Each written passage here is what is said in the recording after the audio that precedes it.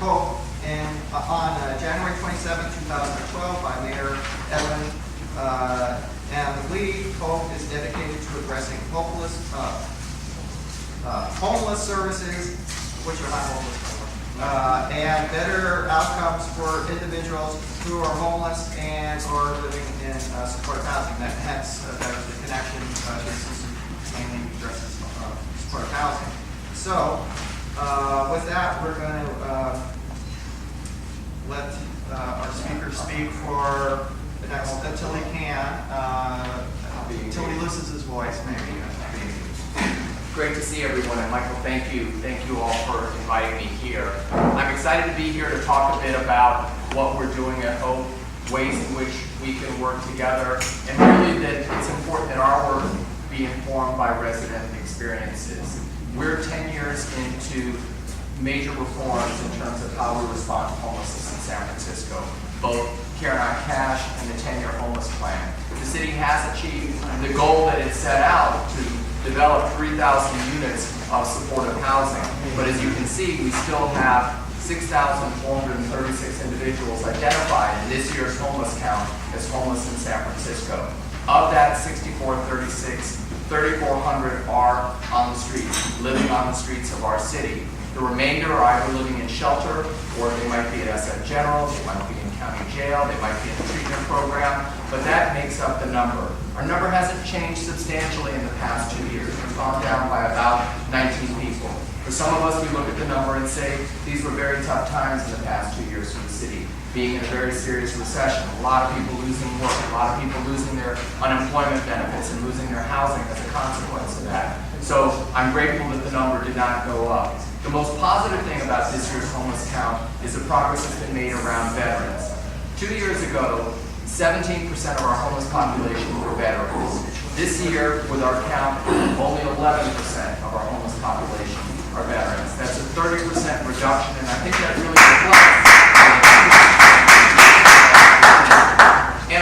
reflects that President Obama has made ending chronic homelessness for veterans a goal by 2015. You've seen that there are vouchers, there are social workers, the city's working in partnership with HUD and the Housing Authority and the VA and being very aggressive to identify veterans in our community. Some of our veterans have less than honorable discharges. We have to straighten those out. Some are very disconnected from services and may not like the VA, for example, but that doesn't mean that somebody shouldn't be housed. And so we've worked really aggressively. We've opened new buildings. Many of you are familiar with Veterans Commons, which is at 150 Otis Street. We also opened 32 units at the old Micheal building at 21st and Mission. 32 veterans are now living in that building, and just in the past 100 days, we've housed another 115 veterans. So I want to say that in the midst of a lot of what you say, gee, we're not getting somewhere, that's an example of where we are moving forward. Our SF Hot team, our homeless outreach team, started 24/7 as of January this year. So there is a single number that people can call to get outreach services 24/7 to go out and engage people. But let's be realistic about it. Our shelters right now are 97% full. 97 to 98% full. We have 1,145 shelter beds in San Francisco. We're looking to open later this year the first LGBT-focused shelter that's going to be at Forest Street Community Services at 21st and South Van Ness. There is a proposal to add 100 shelter beds in the Bayview neighborhood. In District 10 and District 6 have identical numbers of unsheltered people living on the street. 1,200 individuals. Right now, in the Bayview, the only shelter that exists there is in Providence. It's an emergency shelter. It's up to 110 individuals. It serves both single adults and families, but individuals have to sleep on a mat, and they have to leave by 6:30 in the morning. And I'm a parent, and I think you can appreciate how difficult it would be to be in a shelter and then to have to get your young child up and be up and out at 6:30 in the morning. So we went and secured a grant from the state for $1 million. Many of you are familiar with Mother Brown's, also known as United Council of Human Services, which is at Jennings and Van Dyke. I think they do a spectacular job. They feed people, they have case management, they have lockers, they have washing machines for people and showers. But the situation is that they've had 50 chairs, much like the chairs that you're sitting in, and people are allowed to sit in their resource center, and it's not even legal for them to sleep in the chair. And there are people in District 10 that are so limited in their outlook that they actually think that by opposing the opening of a shelter, it's going to make people who are homeless go away. And that we've had people for 10 years sleeping in chairs, which is terrible for their health. So the first measure that we have to get this shelter approved is coming before the board's budget committee next week. I would ask you to help me, but the opponents say that I'm trying to ship people from the TL to the baby, which is not true. There are 1,200 people identified in this year's homeless count. But I say that to say to you that we are really fighting for people, and we're fighting a lot of bigotry and discrimination against poor people and people who are homeless. And I know that that is a tremendous burden for people to share. And I think that, for me, as a former supervisor and someone who has some recognition from serving the city government for 20 years, I talk about these things, and I talk about the fact that some of the companies that have come here, that are companies that are seeking to be juggernauts in the world, that I would like to see them hire more African Americans. If you look at some of these companies, they do not have a workforce that is either coming from the communities in which they've come into, or are they having the diversity of this city. I can tell you one very successful company, 600 employees now, occupying a major building on Market Street, has 3 African American employees. Not much better for Latinos, and it's devastating to me, because these are companies that see themselves as being in the forefront of changing things in the world. And so I say that those of you that can be even more of a rabble-rouser than I am, these are questions that need to be asked. So I'm really grateful to be here because many of you live in housing that is so critical for us, and particularly here in the Tenderloin. In many cities, housing in SROs and low-income housing is housing that is not often adequately maintained. It's housing where the governmental systems don't address crime in the proper manner and don't make sure that it's safe and inviting for people. And this is really important. And I am concerned because I get complaints from people living in buildings in which there are master lease city units, and I am very aggressive to report to the health department and to other enforcement departments. And many of you are familiar with the fact that the city has a code enforcement program. Any city department that has a code, police code, planning code, building code, health code, public works code, there are enforcement officers, and if there's a situation as there was in a residential hotel where someone that I helped to get housed had sewage leaking into their room, that is something that needs to be addressed. And I am concerned, and I have heard the city attorney's office does a very good job with code enforcement, but they don't generate the complaints. The city departments have to the fire department, for example, is a code enforcing department. And they have to generate these complaints for the city attorney to go and pressure and threaten to take these building owners into court or into a regulatory process to require that they make improvements in their building. And so I really wanted to emphasize, if you are not getting a response, or if your neighbors are not getting a response to complaints, please come in my direction and let me know, because we need to rattle the doors and shake the cages, so to speak, and make sure that this enforcement takes place. I am deeply concerned that where the city is investing in a residential hotel, it needs to be maintained to healthy and safe standards. And so I so appreciate that the Central City SRO Collaborative, we're in constant dialogue and communication. The Mission SRO Collaborative, there's been a tremendous press over the past year to change things at the BART plazas at 16th and Mission. The reality of the Mission is it has more private hotels than anywhere else in the city. Hotels that don't have a direct relationship with the city, where we're not in there, and it's a cat and mouse game where constantly citations are being offered, little steps are taken towards remediation, and then a couple of weeks later, the situation returns to something that's not satisfactory. And I think that this is something that we really need to have a hard-hitting agenda about, is that individuals that own these properties, yes, it's a complicated business, I understand it, but they also make money off of this, and that they have to be responsible like any business. The reality is, I am told by people that there are residential hotel buildings where many units are being kept offline because they are residential units, and that means that someone can live in them and they are eligible for rent control versus tourist units. And we really need to get out there, because we need this housing. We have so many people that need housing that is accessible and meets their needs. One of the other major agendas that we have is about evictions. And yes, there are evictions that are taking place in the private marketplace and other movements, Ellis Act evictions and so forth. What I'm talking about here is that even buildings where we're involved, it could be the housing authority, it could be a supportive housing provider. I don't want to start naming names because then people will think I'm pointing the finger at them. But I can tell you that in my work, probably 20% of the people that I see evicted are being evicted from city-funded buildings where the city has money in them. People are being evicted for things such as hoarding and cluttering. They're being evicted for financial problems. They're being evicted for anger management. And what I say to you is, the reason that we funded these providers was because they had expertise, the ability to work with individuals that do have issues and challenges. And I am frustrated because once someone is evicted, it is so hard to get housing in this town. That is a mark on them that really puts them behind a huge barrier, and the city is going to pay for it. Look at the dynamics of this situation. The city is funding the affordable housing provider.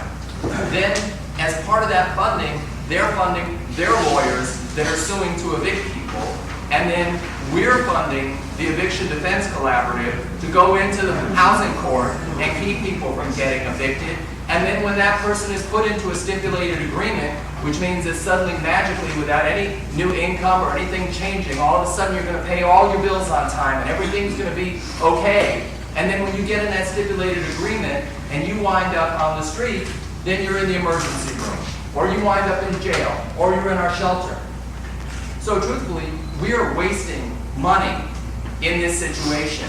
I have a gentleman I've been working with this week, and he had an adult protection worker come in and say that they were going to start him on a meal program, on Meals on Wheels, because he does have severe mental illness, which he recognizes in himself. 2 times this week, they promised they were going to start him on meals, and then it didn't happen. Somebody went on vacation, and this guy's calling me, and what my solution? I called Round Table Pizza twice this week, just to send this gentleman a pizza, and he's now in general. He's had a crisis because he's diabetic, and he's had a crisis because of the stress of not having nutrition. It's not good. It's not good. So we are working with the Eviction Defense Collaborative, we're working with the courts. We want to see more peer individuals, people like yourselves that have had experience in housing, people that have overcome issues, whether it's around anger or whether it's around keeping your unit clean, people who had experience, because that peer relationship is very powerful to people. And so we're working with the Mental Health Association and other groups, and we would like to see more of this. And why is it good to fund some of these peer positions? Because we all know that individuals living in these buildings could use the ability to generate just some income. Because I understand that, for us, success, the man I met with who is successful because he's gone through the shelter and living on a residential hotel on 6th Street, but success means that he has $104 in his pocket every month, plus some food stamps. So I want to say to you that I understand that the dynamic of what would be viewed as success by people outside is not always easy to manage. Even people in the beautiful Richardson building at Fulton and Goff are very agitated because they don't have money to provide for themselves.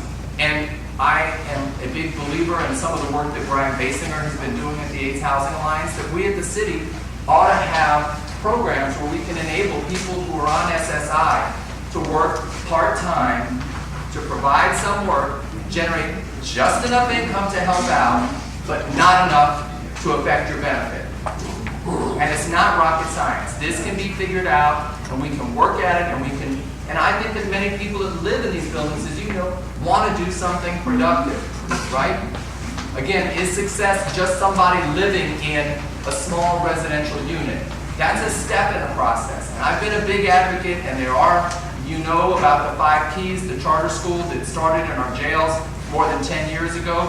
We need more of that. When people wonder why the street situation is what it is, there's not enough that's engaging people that's positive. We need charter schools where people can go and get a GED or become literate or get a high school diploma and pursue a further education. I sat the 5 Keys Charter School down with our city librarian Years ago, when they tried to triple the security budget at the library, I said, you know what, I understand the downside to you is that you have people that do their laundry in the wash basins in the library bathrooms. The upside is it's hellacious to case manage somebody when you tell them to meet you at the corner of Turk and Leavenworth. That just does not work. We all know that. And so the beauty of it is that people are here, and I said, why hire security guards? Hire social workers. And now the library has a program that is looked at around the world where they have social workers in the library and they have peer counselors. People who come out of homelessness, who work in the library, who can engage someone and talk to them and talk about what their path is. And we need much more of that. We need to be holistic and recognizing that all of us have issues and challenges in life. And that's the beauty of this community is they're much more evident. It's a lot harder to hide. When you have money, you can hide a lot of things, right? You can kind of put it behind a door or go see a therapist every week. Things are a lot more real here, but I've come to appreciate that, and I think that we need more real solutions that look at the fact that people should live lives with dignity. You might be aware that a year ago, I started a program called WOOF, and we had a situation going in our animal shelters that because of Paris Hilton, everybody wanted a Chihuahua. Chihuahuas are a pain. The Chihuahuas are probably harder to handle than my 7-year-old is. And so all these people took their Chihuahuas and their little dogs and they dumped them off at animal care. And I'm proud of our animal care system, animal care and control, because nationally, only 36% of dogs that go to a city shelter come out alive. That's a terrible number. And in San Francisco, it was 85%. But that number was dropping because of all these little dogs. So if a dog had an issue, you know, an ear infection, if the dog was afraid of people or too aggressive, that dog was going to be marked not to be adopted and to be euthanized. So we got a $10,000 grant and we started a program called WOOF, Wonderful Opportunities for Occupants and FIDOs. You seriously thought I was handing out heroin on the street. I mean, people just went, that's crazy. Oh my God, how can you give PETA, the People for the Ethical Treatment of Animals, who have now been proven to be euthanizing a heck of a lot of dogs that they have in their shelter. But PETA came out and said, how can you give these dogs to people who are mentally ill or have substance issues? And I said to them, I would like to come to a meeting of your board of directors and see which of those directors have mental illness or substance issues. I said, I speak to churches all over San Francisco, and I have never stood in a room where I could look around and not say with confidence, people in this room are generating income for alcohol and drugs. I'll raise my hand. You know, I have a drink.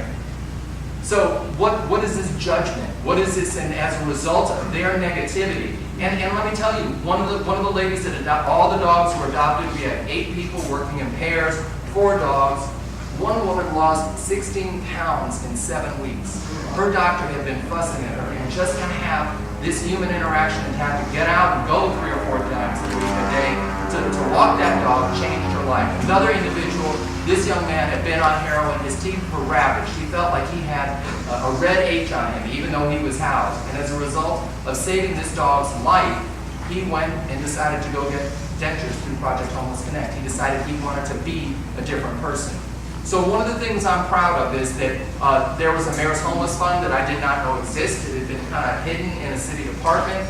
There's legislation at the board that's up next week for us to take it over. And I want to get out there and I want to get programs like this going. I want people to recognize the dignity of people who are on fixed and low incomes in San Francisco and see what these individuals can contribute to the good of this city. And that's it. I mean, we are fighting a battle here because basically people want people who are homeless to go away.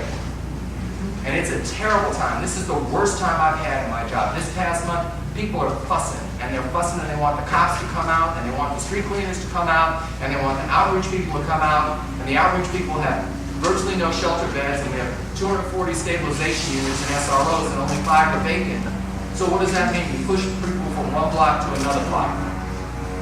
And I said when I took this job, I'm not in this job to push people around.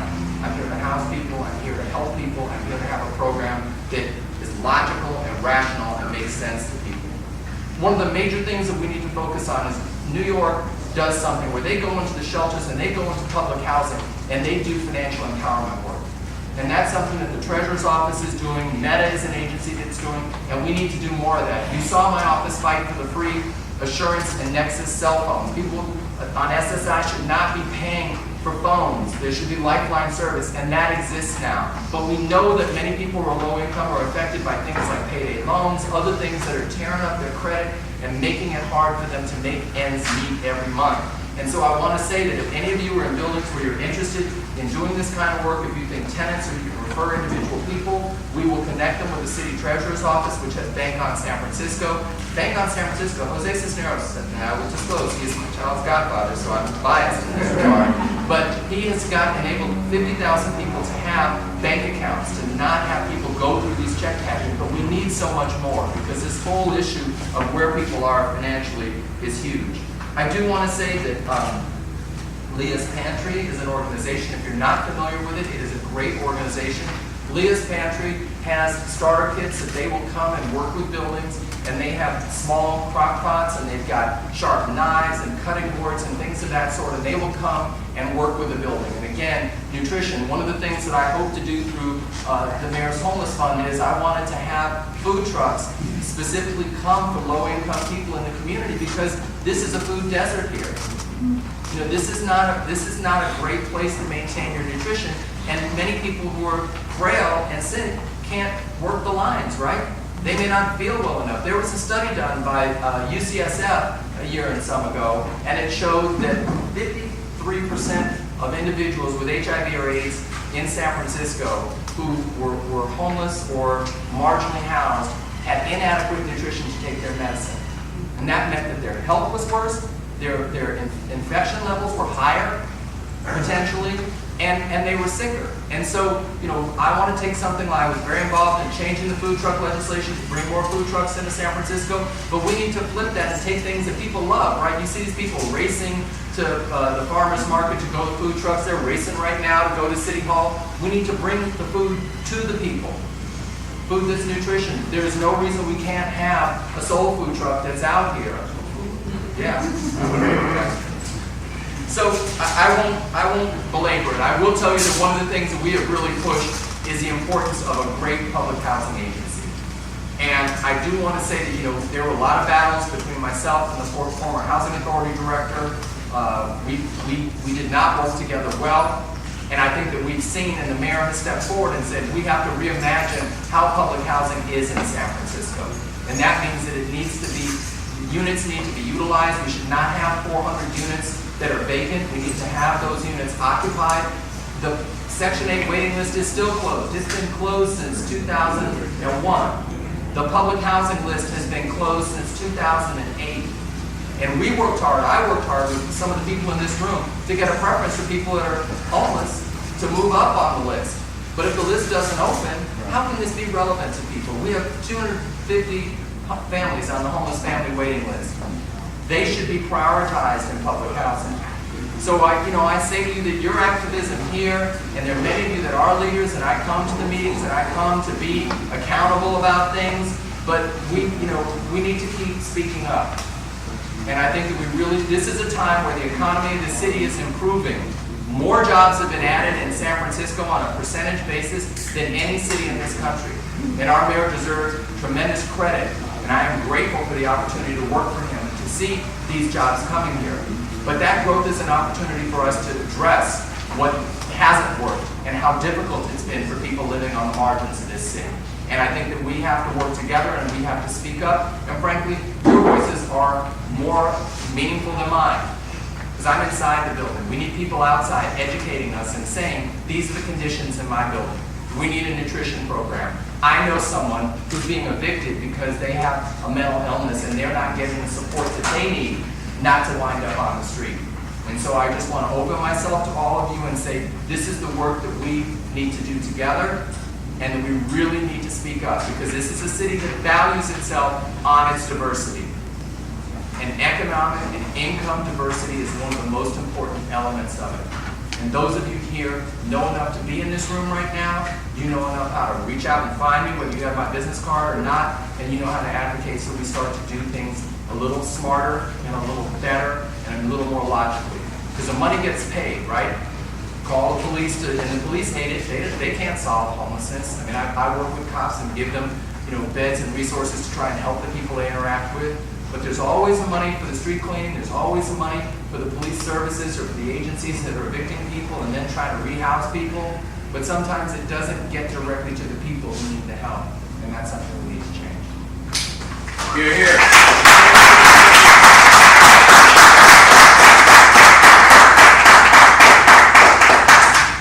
Do we have any questions for him? I mean,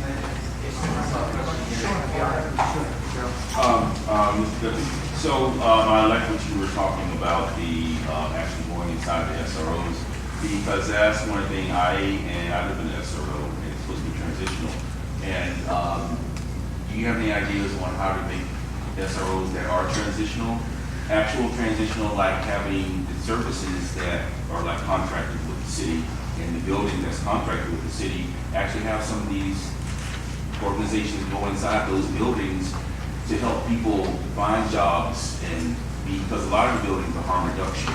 Yes. So sometimes you actually have to hold people by their hands sometimes. Yes. And then once they see that people do care about them, like the pure African thing you were talking about, and actually going inside these buildings and letting people know that yes, you can get a job. And I have a plan that I would like to talk to you about. Okay. About Well, that. it's an excellent question. And first, let me say that there is a homeless employment collaborative. So there's something known as CAG, and it is funded through McKinney funds, so federal funds, and it's a group of 10 agencies that specifically work to help people who are low income or people who are homeless exit homelessness through employment. And so we can, if you come to me, I can refer some agencies. I think they're interested in going. We just had an LGBTQ Connect. You know, the homeless count showed that 29% of the individuals identified as LGBT, which is a very high number, a staggering number, and very different than other cities. A lot of cities have a lot of young people who are gay or lesbian or transgender who become homeless when they were thrown out of their homes. But to see 29% for young adults, and senior citizens was a staggering number. So I think that part of it is just a connection. I do recognize that some of the buildings do not have a robust level of services that they need to help people make change and get on the right path. I have been a big admirer of the work of Kevin Fagan. Kevin did some stories in the Chronicle. They really talked about the fact that we've housed people, but some people are very, there was the woman you wrote about, her unit was so cluttered that she continued to sleep with her dog on the street.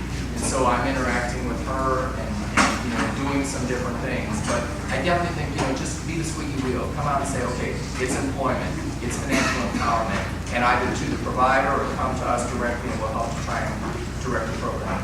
Yes, here. Is it possible to create other shelters or any programs as they will have it as trying to put in there? Yes. Any way you can establish shelters with all these these programs here, so that people actually get when they go in, they can all these homes. Yeah. Without having to wait.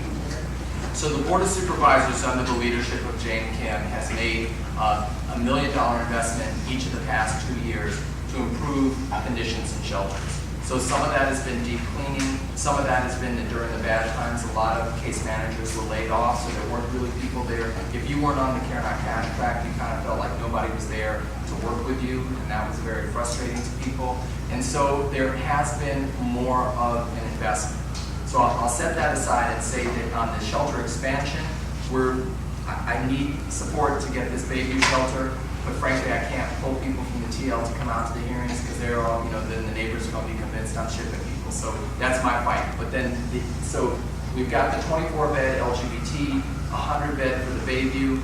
I'm opening a 4-unit building in the next month that I fought with CHP for, which is known as 374 5th Street, and that's going to be for transitional age youth, 18 to 26. I'm pushing 26. I said 24, which is more for me. And that's exciting because the homeless count, we did a separate youth count this year. 905 young people between 16 and 24 were identified as being homeless, and we have a goal of 400 units of housing, and there are 2 more buildings opening up this time period. But one of the things I wanted to say is that Supervisor Mark Farrell, he represents District 2, and you might not, which is Pacific Heights. I think he's a great guy, so you would not necessarily think that this would be an issue he's taken up. But he's introduced a request to have hearings about the 10-year plan. So that you might remember that Angela Sheila Alioto, worked with Gavin Newsom, and tried to bring people together and say, okay, these are our 10-year goals. One of the goals was 3,000 units of supportive housing, and that has happened. And it did bring down during the time that the housing was coming up, it took the homeless count from 8,500 down to about 6,000. We're pretty much plateaued there, and so there's been some improvement. But there has been a push towards more housing first, permanent housing, less focus on shelter. And I think that one of the things is that we need a dynamic system. If you look at our shelters right now, one of the things that we've been involved in doing is allowing people to access 90-day shelter beds through 311. And that's going to start in January. And that was important to me because many women told me that they weren't going to get in the line and glide at 3 or 4 in the morning and be out there. People who were elderly or frail, like a lot of people in shelters, getting up and waiting for hours and hours, that people are going to be able to call 311. But that also means that there's going to be a lottery. And there is a sense, and we've asked for some research from the Human Services Agency, because there's a sense that there are people who have stayed in shelters for years. And it's a variety of reasons. Someone may have health conditions, and they'd tell me, look at me and say, I hate the shelters. But then they'd say, I'm refusing this housing because I'm afraid that I might have an episode. I could have a seizure, I could have an attack, and if I'm by myself, I'd rather be someplace where somebody will say, call 911. And then you have people that are on very limited income, and they want to hold that check and say, look, wait, if I only have $100 a month, I don't have the wherewithal to get all my meals from St. Anthony's or Glide. I might go hungry.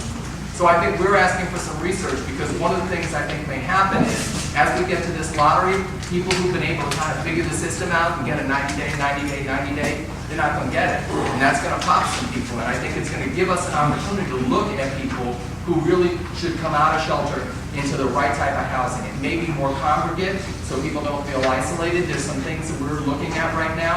But what I like about it is that I think that shelters, in a way, if I'm right about it, and the research is supposed to come next week about long-term shelter staying, then we're kind of warehousing people.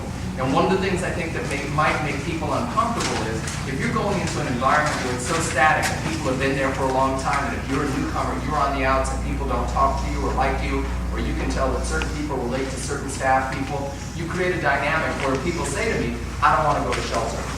And so I am looking at this and saying, if we could address the people who've been long-term shelter stayers who are not appropriate to be in shelter, these people who have health needs and other things that they shouldn't be in shelter, maybe it'll be a more dynamic situation where people would be going in for 3 or 6 months or 8 months at the most, not 3 or 4 or 5 years. Sure. I was also thinking, a lot of people in the line, they live in the facility check for $700 a month, $800 a month, room, So I was just wondering if anything was possibly get people getting a house for people who actually pay for it, rather than the store loan price, because it's very expensive, and I'm trying to take advantage of it. They have a place, now do it, you lie or take action. So the direct access to housing list, or the DAW list, which is really the health department housing, so that's in Richardson. We have a new building that's opening, the Renee Cosnave Apartments is opening at 2nd and Folsom. But that's generally, and so the DAW list has been closed this year, and it's getting ready to reopen. So that person on Social Security, if they have issues with substance, mental illness, health issues where they're medically frail and have what they call a higher level of acuity, they should go to direct access to housing, or find a case manager, or come to us and we'll connect them with somebody. But it's tough. The mayor, to his credit, also passed Proposition C, and I'm sure virtually everybody in this room voted for Prop C, but it increased the property transfer tax for buildings sold between $1 million and $5 million. For the first time since 1996, which is when Willie Brown passed the last affordable housing bond, it was $100 million, long gone. This is the first time that there's been a dedicated source of funding to build affordable and workplace housing.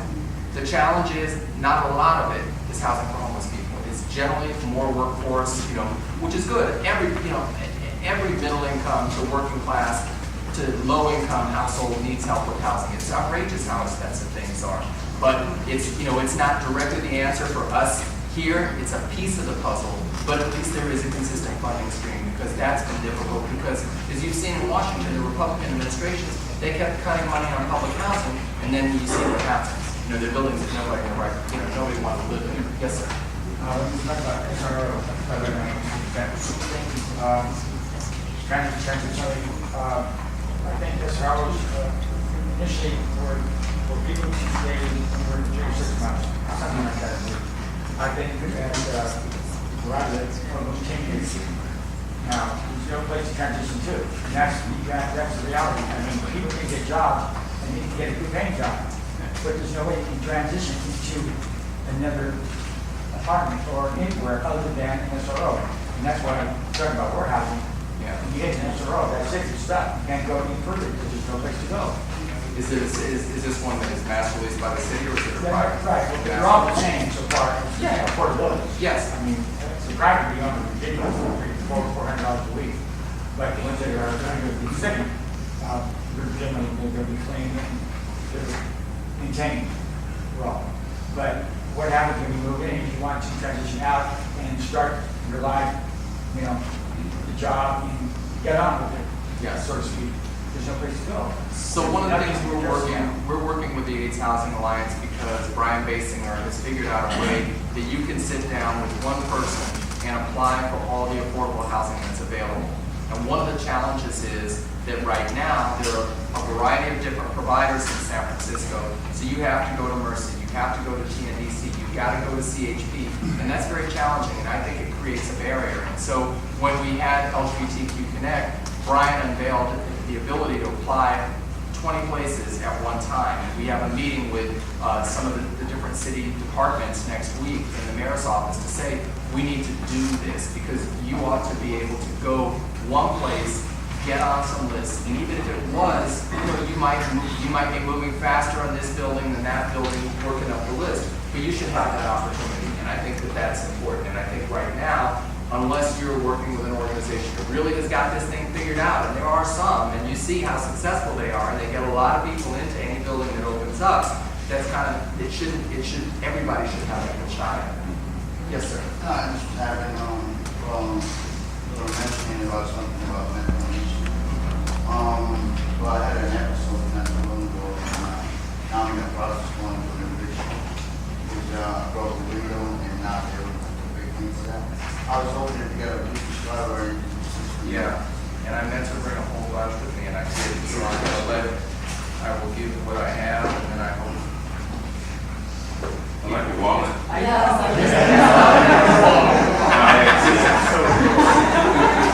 How many people do you think will have when I'm checking out somewhere and I pull out Yes, sir. Oh, sure.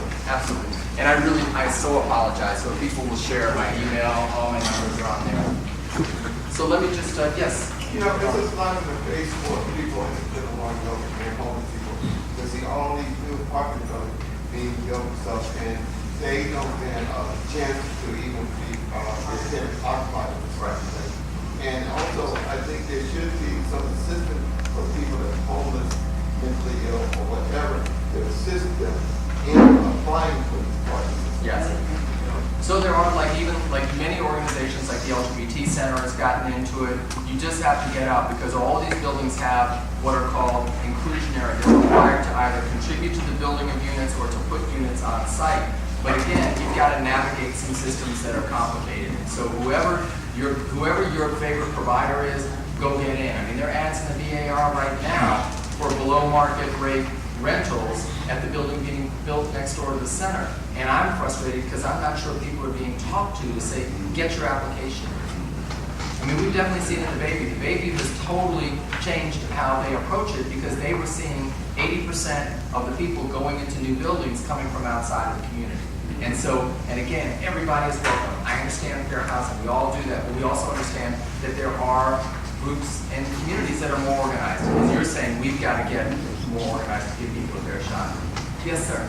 What is the term affordable housing? Can you put a number on it? No, because it changes all the time. Is It's all based that on a a jive percentage. term that is used to deceive people that there is availability when there really is no availability? No, I think unless it's- you're I making think it's- 30,000 or more a year. You are absolutely right. I think it is a term that does not have meaning because depending on the building, Some buildings it's all about area median income. So there are some buildings where you have to be at 50% of area median income. There are some buildings where you can be at 20% or less of area median income. So if you look at a building like the Richardson or you look at the Rene Cazenave, they have very low thresholds, but then there are other buildings and it's complicated, and that's why you've got to have leadership at CHP and other organizations that can help you navigate it, because the patchwork of affordable housing, it is complicated. In buildings, depending on the financing, because sometimes you take state money or you take tax credits.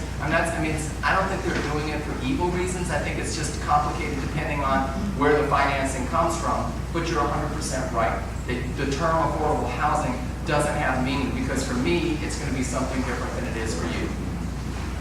I agree. So I'm going to do two more and then we'll get out of here so I can go. Yes? Mr. In the area, TNDC is a big behemoth of an organization in the North. And I know that at times they may send out 300 things to say, "We'll come, bring $35 so that we can do a background check for you, and then you will be still put on this waiting list to maybe going west." That's what happened to me. So all like 200 people on a Saturday and Sunday are waiting around and having their $35 money orders, and all of a sudden they lost my application of some sort. But is there anything in the works of, because one thing I do like about the DAW program is that they take you in. You don't have to worry about a $35 money order or having your whole security deposit to move in there. And so my question is there anything in the works of this $35 background check that the TNDC and other organizations are having people come in mass exodus or whatever you want to call it, and then is there anything in the works to stop that, or because some people can't pass a background check, and so $35 is going down the drain? Right. Well, I will say that I was able to work with TNDC, and I had an individual who had been evicted from a building who was accepted into a TNDC building. So I think that I do believe that they will stop and carefully consider the potential for somebody for success. This issue of the application fee had not been raised with me, and so next week when we sit down to talk about the application process, I'll ask about that, because I think that is. And they do it on a day that case managers don't work. Right. And they do it here, because they wanted me to come here on a Saturday, but I wanted to get support from the case manager that has the expertise on navigating stuff. Great. And so all of a sudden, they lose my application once I tell them I wanted to have my case manager present. I'm so glad I listened to your questions, so give me something to ask. Thank you. Yes. I have a problem in that, the word affordable housing has absolutely no meaning. Yes. It means something to the people that jobs was securing their income. It means nothing to the very poor people. For the purpose of the poor people, we should change the type of affordable housing, because it doesn't make sense. Because when you say affordable housing, they want you to pay $4,000 and have certain income, and you don't have it there, or guess what, you go. Right. Two, things that are making independent on, many times they are involved in getting into the place, but it usually that have not been here. Everybody else comes and they get into the places. And therefore, the people outside, they are actually, Yes. know how. So I think all this stuff, get a question. I got the point. I got the point. And I will stop. I see Captain Chernis is here, who's been a friend and somebody I respect greatly. I know he's made a positive splash in the neighborhood here. And likewise, I just want to thank you and thank everyone. Please, I look forward to working with you. Thanks for having me.